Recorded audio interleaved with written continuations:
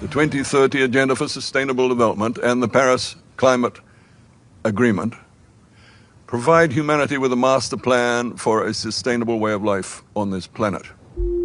New York City, late September 2024, the setting for the United Nations Summit of the Future, a gathering of member nations to reinforce and accelerate Agenda 2030 and its 17 Sustainable Development Goals, or SDGs.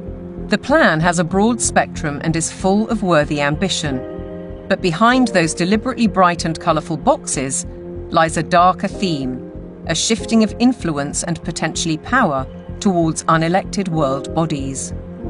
The strategy goes back well into the last century, and pressure is growing, because the goals are far behind targets set at the grand relaunching in 2015. 17 inspiring Sustainable Development Goals, the SDGs. Our aim is clear, our mission is possible, and our destination is in our sights. To end poverty and hunger, address inequality, protect our planet, and build a life of dignity for all. It appears to be a noble and ambitious programme for a perfect world, and who could argue with those aspirations? But critics insist the goals are not what they seem. Alex Newman is a journalist and broadcaster who's been investigating the issue for 15 years. He has his own way of interpreting the rhetoric.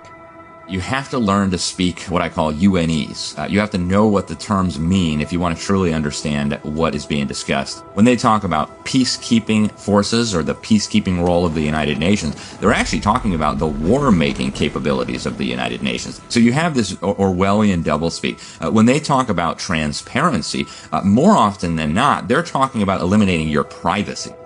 Human rights is another very, very good example. They make very clear in this document that your rights can be restricted under the guise of public order or morality or whatever the case may be. And so they're saying, here's your rights, but by the way, they're not really rights. We can revoke them at any time. The UN is filled with contradictions like this. Like, for example, when they talk about gender equality, right? A normal person in the Western world thinks gender equality means a woman has a right to earn money, to own property, to have all the rights and privileges that a man would have.